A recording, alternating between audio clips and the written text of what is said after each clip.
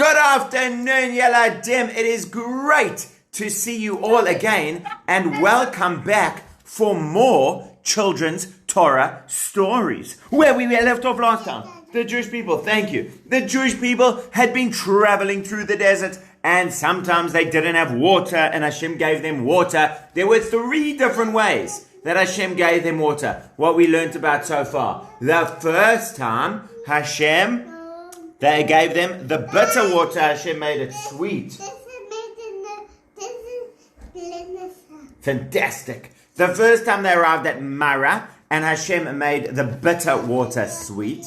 The second time they arrived at Elim, where there was already wonderful water. And the third time was at Rephidim, where Moshe went off to the mountain, smacked the rock with his stick, and water came out. Those are the 3 times Hashem helped them with the water. But then remember, Hashem also helped them with food. Because when they didn't have any food, Hashem gave them food. Did Hashem give them food? He made the man. The food come down from the sky. So that is what they had. And then they also fought with Amalek. Those bad people from Amalek. I will use this one.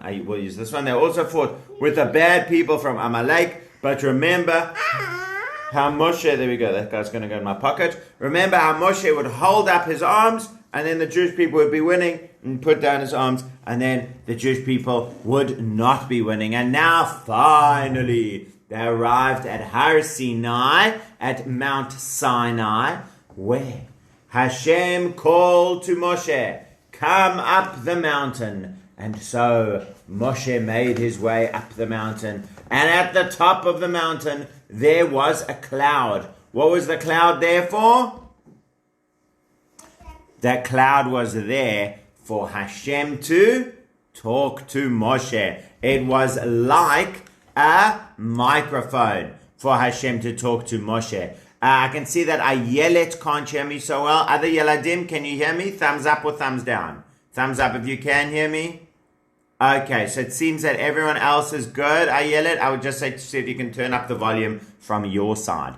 So, first this. Oh, thank you. So then Moshe went up the mountain and Hashem spoke to him and said, Moshe, I want you to go down and tell the Jewish people, remember, I have been so good and so kind to you. I have loved you so much.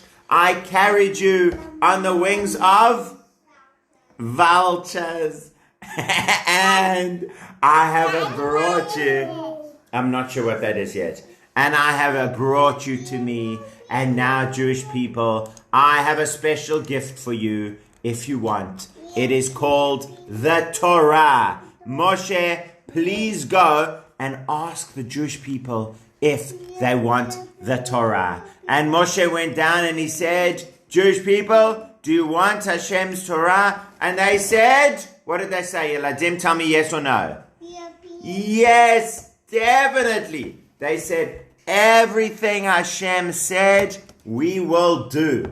Now, some people know about what they said another time. Na'aseh v'nishma, but that only comes up later on, a little bit later. The Torah tells about Na'aseh v'nishma. Now they just said Na'aseh. Whatever Hashem says, we will do. So Moshe goes back up the mountain and he says, the Jewish people say, yes, please, Hashem, we want the Torah. So Hashem says to Moshe, okay, Moshe, go back down the mountain and tell the people that they must all get ready. Everyone must go to the mikveh and they must take their clothes to the mikveh. Yeladim, do you know what a mikveh is? A mikveh, excellent, I can see that some of you do. A mikveh is that is Aaron. A mikveh is a special pool of water that was never in like a bucket or a tap. It was just water that was from the rain or from the river or from the underground or the sea, but it was never like in a bucket or a tap. So it must be natural water. And when you go in that natural water, then it makes you tahor, which means pure. So Hashem says, if you are going to be getting the Torah, I need you all to go in the mikveh so that you will be tahor. So that you will all be tahor, so that you can get the Torah. So you have 3 days, Jewish people, to get yourselves ready. Everyone go to the mikveh. Everyone put your clothes in the mikveh. And then we are going to be getting the Torah. So that's what Moshe went and told them. And then Moshe went back up. And Hashem said, Moshe, also tell the Jewish people that they're not allowed on the mountain. They mustn't go up on the mountain. They must only stand a little bit away from the mountain. If they get too close, it will be dangerous. So they need to be careful. They mustn't get too close. It will be dangerous. So Moshe told them all of that. And Hashem said, I'm going to make a special signal. Something for you to listen to. I'm going to make a special signal for you to know that I'm ready to give you the Torah. Do you know what that special signal is, Yeladim? Yeah. It's a special sound that we make sometimes. Excellent. I can see some Zeeklers know. You can even do the sound with me if you know. It goes, doo, hello, doo, doo, doo, doo, doo, doo, doo, doo, doo, doo, doo, doo, doo, doo. What sound is that? The shofar, exactly. That's actually one of the reasons why we make the sound with the shofar on Rosh Hashanah, so that we remember how Hashem made the noises with the shofar at the giving of the Torah. And that's what Hashem said to Moshe. Moshe, I'm going to make the special sound with the Torah. With the shofar, I mean. And that is when you will come up to Har Sinai. So Moshe told the whole Jewish people that, and they said it must all get ready. And then it was 1 day. It was 2 days. And when it was 3 days, what did the Jewish people hear from the mountain?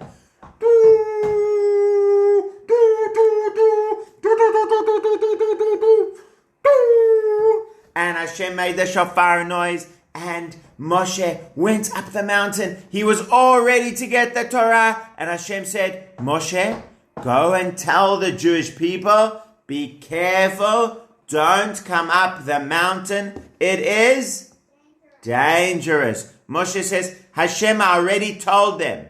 Hashem said, I know, but go tell them again. Go tell them another time so that they know. Don't come up the mountain. It is dangerous. So Moshe went down again to tell them, Jewish people, you must be careful. Don't go down with it. And while Moshe was down at the bottom of the mountain, starting to talk to all of them, telling them not to go up the mountain, he got a big surprise. Suddenly, Hashem started giving the Torah.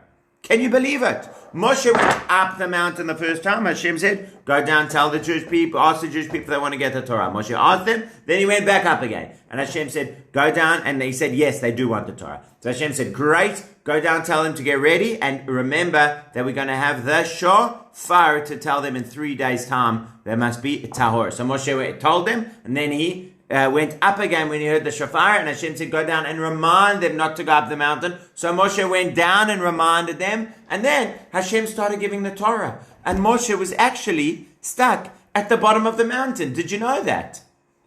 I didn't actually know that before. I thought Moshe was up at the top of the mountain. But if you actually look at the Torah, it says Moshe went down the mountain again, and Hashem started giving them the Torah. Now, do you know, there was another way. Moshe was stuck at the bottom of the mountain. Can you believe it? there was another very important way that the Jewish people needed to get ready for the giving of the Torah. It was not enough for them to be tahor, that they've all gone to the mikveh. Thank you. It was not enough. I haven't got another pocket on the other side. I've only got that pocket.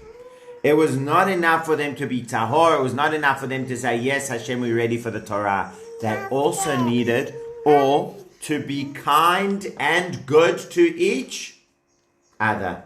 They all needed to be kind to each other, because actually it says Hashem gave them the Torah when they were when they all loved each other so much, like one person with one heart. Like one person with one heart. When they all loved each other so much, like one person with one heart, that is when Hashem was ready to give them the Torah. Maybe that's Tzipporah, Moshe's wife. So the Jewish people all had to make sure, while they were getting ready for the Torah, that they were being kind to each other, that they were being nice to each other, that they were being smiley at each other, so that they were all taking care and helping one another. And in fact, Yeladim, if you are sitting with somebody else now, I want you to please give them a bit of a hug, or a big smile, or a something, because if we are also getting ready, oh, that's so beautiful to see Yeladim are doing that, thank you, because if we are getting ready to learn about getting the Torah, we need to do the same thing, that we are being kind and good to each other and helping each other. That's what Hashem wants, so that He will give us the Torah. So then the Jewish people were all ready. They were all tahor. They'd all been to the mikveh. They were all ready not to go up the mountain. They'd all told Hashem that they don't want to, that they do want to get the Torah. And then, that's right. And then Hashem started telling them the 10 big commandments. Do Yeladim, who here knows what these 10 big commandments are? Do you know what they are? I'm so happy if you do know what they are. If you know what they are, then you're going to hear them again, which is great. If you don't know what they are, then you're going to learn them. But there's some other interesting things I must tell you. Do you know there weren't actually 10 commandments? Do you know how many commandments there actually were? Who can show me with your fingers how many commandments there actually were? I can't lip read so well, so if you can show me with your fingers, that's even better. How many commandments were there actually? I'm seeing 613. Yeah, that's all together. But I'm saying the commandments given at Har Sinai, that Hashem actually gave a certain number of commandments at Har Sinai then and there. It was actually 14. Moshe was stuck at the bottom of the mountain. Quite right. 14 mitzvot. Actually in Hebrew it's called the Aseret HaDibrot, which means the 10 sayings. Hashem, that's Aaron. Hashem said 10 different things, but it was actually 14 different mitzvot.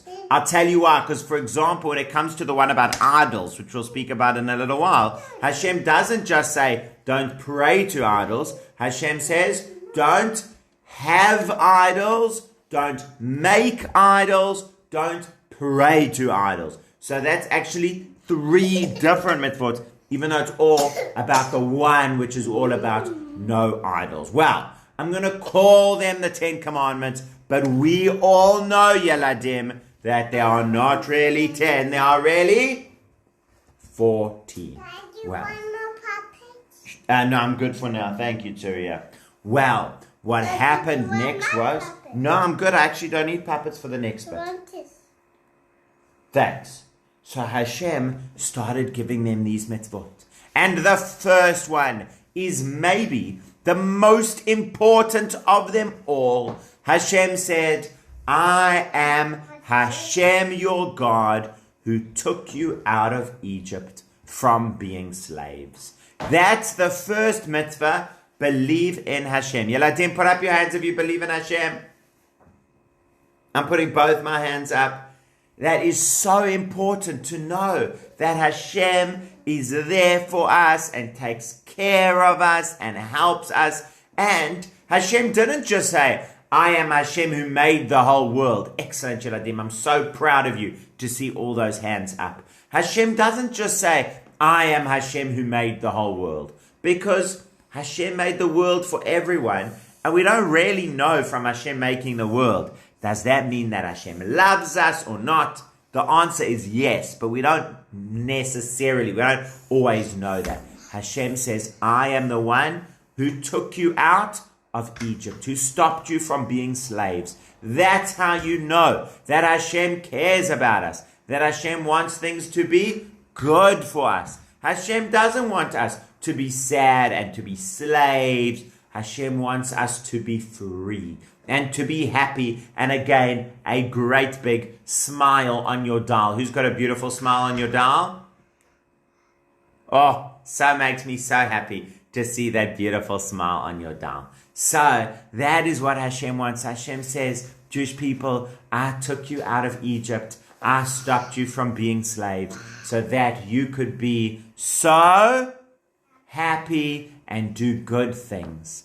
Well, the next mitzvah, that's number one. The next one is Hashem says, no idols. Do you know what idols are, Yeladim? Idols are something that is pretty crazy. Idol is when somebody prays to a statue. Now just imagine that. Here is a statue of a crocodile. And somebody says, please, Mr. Crocodile Puppet, make it rain. Does that make any sense? Is a crocodile puppet going to make it rain? No way, man. That's ridiculous. Sure. Or they would say, please, Mr. Crocodile Puppet, make everyone in my family healthy. Can a crocodile puppet do that?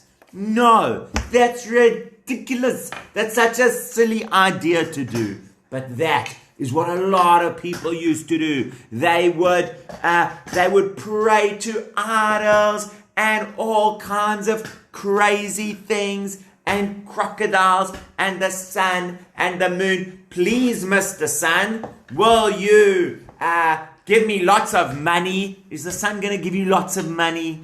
I don't know what was up with those guys. Hashem says, don't do any of the silly nonsense with idols. So number one, I am Hashem who took you out of Egypt from being slaves. Number two, you must not have any silly nonsense idols. Number three, be very careful with Hashem's name. Hashem told us his name, and we only use Hashem's name at the right time. The way we say Hashem's name is, I'm going to tell you now because we're learning Torah together. The way we say Hashem's name is Adonai. But we normally only say that when we are saying a bracha, or if we're learning Torah, or if we are davening, if we're praying to Hashem, that's when we say that special name of Hashem. Otherwise, we say Hashem, which just means the name. It's like we're talking about Hashem. We're not actually saying his name. So that's number three. You must be very careful with Hashem's name. Because what some people used to do, this is also going to be crazy, guys. What some people used to do was they would say Hashem's name just so that they can get what they want. So, example, somebody would say to their mom, Hashem says, and they would say Hashem's actual name, Hashem says you must give me chocolate.